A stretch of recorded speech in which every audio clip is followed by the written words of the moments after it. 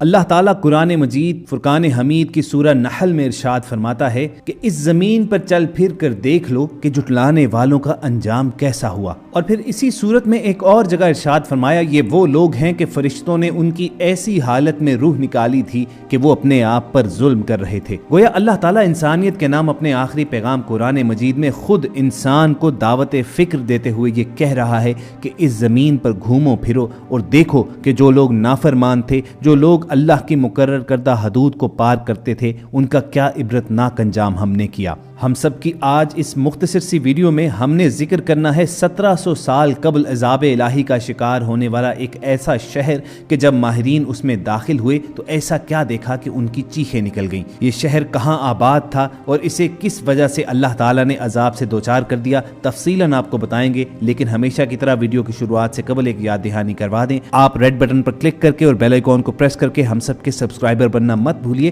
تاکہ ایسی تاریخی اور معلوماتی ویڈیوز آپ کی روزمرہ زندگی کا حصہ بنی رہیں۔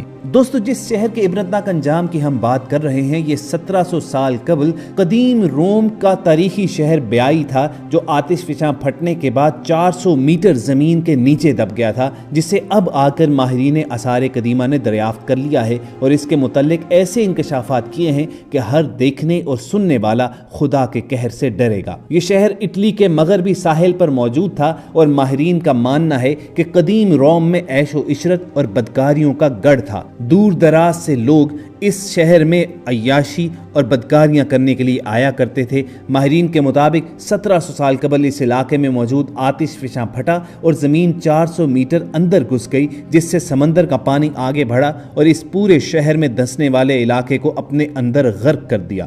غوطہ خوروں کی ایک ٹیم خلیج آف نیپلز میں سمندر کی تہہ میں موجود اس شہر تک گئی اور وہاں سے کچھ تصاویر اور ویڈیوز بنا کر لائی ہے۔ ان میں دیکھا جا سکتا ہے کہ شہر میں لگے متعدد مجسمے آج بھی صحیح سلامت موجود ہیں، جن میں ایک برہنہ خاتون کا مجسمہ بھی شامل ہے۔ تصاویر بنانے والی ٹیم کے رکن کا کہنا تھا کہ اس شہر کی سڑکیں، دیواریں اور عالیشان عمارتوں کے فرش اور دیگر چیزیں آج بھی حیران کن طور پر بہترین حالت میں موجود ہیں، لیکن لوگ ہیں کہ ان کا کوئی سراغ نہیں ہے کہ ان کی آخر ڈیڈ باڈیز بھی کہاں گئی۔ لیکن کوئی بھی صاحب ایمان یہ جانتا ہے کہ یہی وہ انجام ہے کہ جس کی جانب اللہ تعالیٰ نے قرآن مجید میں اشارہ کیا ہے۔ انسانوں کو سوچنے سمجھنے کی دعوت دیتے ہوئے یہ کہا ہے کہ دنیا بھر میں جا کر دیکھو کہ جس نے ہماری نافرمانی کی، جس نے اللہ کے وجود کو جھٹلایا، انہیں کس دردناک انجام سے دوچار کر دیا گیا۔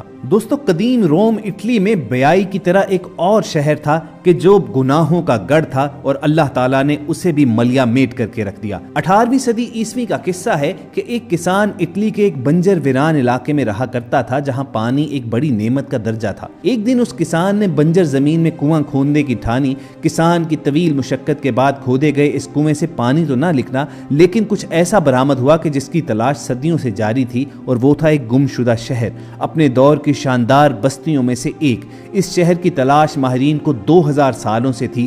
یہ شہر جس قدر حیرت انگیز ہے، اسی طرح اس کی کہانی بھی نہایت حیرت ناک ہے، اور یہ شہر تھا پومپائی۔ پومپائی ایک قدیم رومی شہر تھا جو موجودہ ملک اٹلی کے علاقے نیپولی کے قریب واقع ہے۔ یہ شہر 7ویں صدی قبل مسیح کے دوران آباد ہوا۔ مختلف ادوار میں مختلف قوموں کے زیر نگی رہنے کے بعد رومن امپائر کے تسلط میں آیا۔ پھر اس شہر نے ترقی کی ایسی منازل طے کی کہ یہ اس وقت کی دنیا کے عظیم ترین شہروں میں شمار ہونے لگا۔ یہ رومن امپائر کے بڑے تجارتی شہروں میں سے ایک تھا، لیکن دولت کی فراوانی کے بعد رفتہ رفتہ اس شہر کی پہچان تبدیل ہونے لگی، بے حیائی کے مراکز بننے لگے۔ چند دہائیوں کے بعد یہ بے حیائی اس شہر کا عام مزاج بن کر رہ گئی۔ اب اس شہر کی پہچان زرعی، تجارتی یا صنعتی شہر کی نہ رہی، بلکہ اب یہ ایک بڑے فری سوسائٹی کا شہر بن گیا۔ کسی پابندی، کسی روک ٹوک، ہر قسم کے قانونی اور سماجی بندھنوں سے آزاد کھلے عام جنسی تعلقات اس شہر کی خاص پہچان بن گئے۔ یہاں کاروبار تھا جسموں کا اور لذتوں کا۔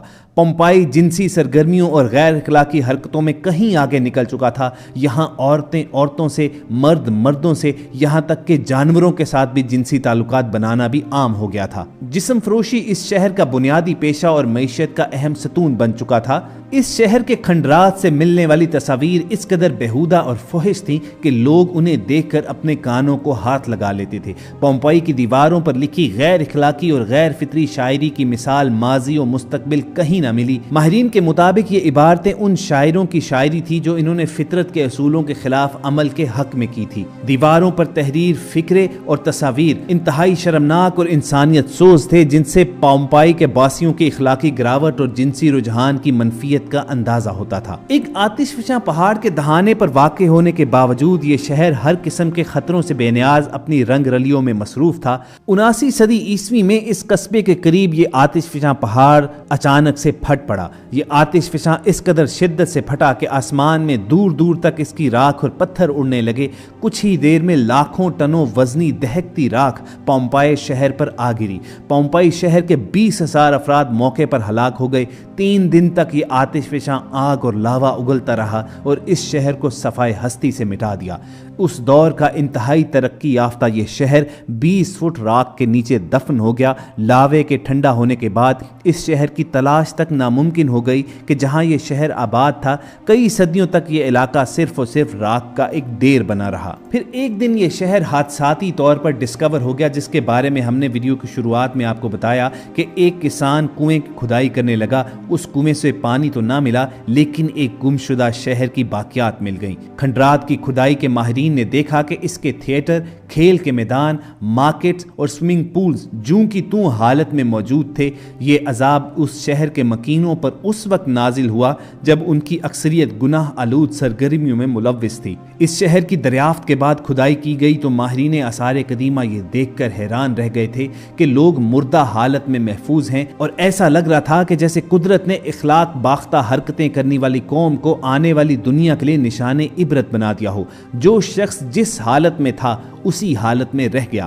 آج بھی جب پومپائی کی باقیات دریافت ہوتی ہیں تو وہاں کے رہنے والوں کی لاشیں بے گور و کفن اسی حال میں ملتی ہیں جس میں وہ اپنے آخری وقت میں موجود تھے۔ ان سے پتہ چلتا ہے کہ بڑی تعداد میں لوگ، مرد عورتیں بدفعلیوں میں مصروف تھے۔ خواتین و حضرات، یہاں پر رکیے اور یاد کیجئے ان 2 آیات کو کہ جن سے ہم نے اپنی ویڈیو کا آغاز کیا تھا۔ اللہ تعالیٰ نے انسانوں کو مخاطب کرتے ہوئے کہا کہ اس زمین پر ذرا چل پھر کر دیکھو کہ ہم نے جھٹلانے والوں کا کیا انجام کیا۔ اور اسی سورۃ النحل کی ایک آیت کا مفہوم ہے کہ فرشتوں نے ان کی روحیں اس وقت قبض کی جب وہ اپنی جانوں پر ظلم کر رہے تھے، یعنی اللہ تعالیٰ کی مقرر کردہ حدود کو پھلانگ کر بدعمالیوں میں مصروف تھے۔ اور اگر اس دریافت شدہ پومپائی شہر یا زیر سمندر اس شہر بیائی کی تاریخ کو دیکھا جائے اور ان کے مناظر کو دیکھا جائے تو معلوم ہوتا ہے کہ اللہ تعالیٰ کا فرمان بالکل سچ تھا۔ اس شہر کے گھروں میں روزمرہ معمولات زندگی کے آثار بھی ملتے ہیں، جوں کہ توں ایسے ہی رکے ہیں جیسے کسی نے اچانک انہیں ساخت کر دیا ہو۔ اس شہر کا زیادہ تر حصہ دریافت کر لیا گیا ہے، کھدائی ابھی جاری ہے۔ پومپائی کی پختہ سڑک پر چلتے ہوئے ہر گھر میں موجود کچن، باغات اور چشموں کو بآسانی دیکھا جا سکتا ہے۔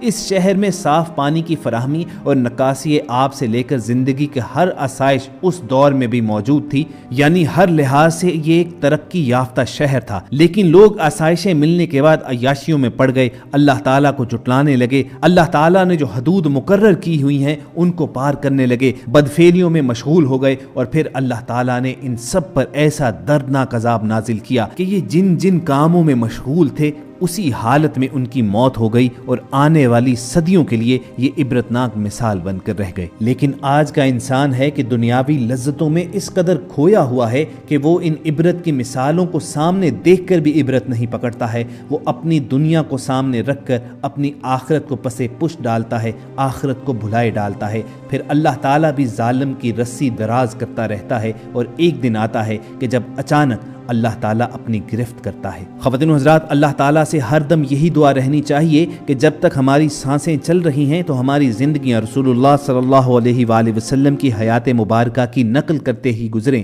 اور جب ہمارا اس جہاں سے رخصت ہونے کا وقت آئے تو ہمارا خاتمہ بالایمان ہو۔ اگر ہمارے دیکھنے اور سننے والوں کے دل کی بھی یہی صدا ہے تو کمنٹ سیکشن میں آمین ضرور لکھیے۔ ہم سب کی اس ویڈیو کا یہی مقصد تھا کہ آپ کو ہمیں کچھ نہ کچھ سیکھنے کو ضرور ملے، اور اگر آپ کو ہماری یہ کاوش پسند آئی ہو تو اظہار پسندیدگی کا بہترین طریقہ یہ ہے کہ آپ اس ویڈیو کو لائک کر کے فیس بک اور واٹس ایپ کے ذریعے زیادہ سے زیادہ لوگوں تک پہنچائیے، اور اگر ایسی ہی معلوماتی ویڈیوز آپ فیوچر میں حاصل کرنا چاہتے ہیں تو چند سیکنڈز نکال کر آپ ریڈ بٹن پر کلک کیجئے اور بیل آئیکن کو پریس کر کے ہم سب کے سبسکرائبر بننا مت بھولیے۔ جلد ہی برانڈ نیو سیشن میں دوبارہ آپ سے ملاقات ہوگی۔ اپنا اور ارد گرد کے لوگوں کا خیال رکھیے اور ہم سب کے ساتھ جڑے رہیے۔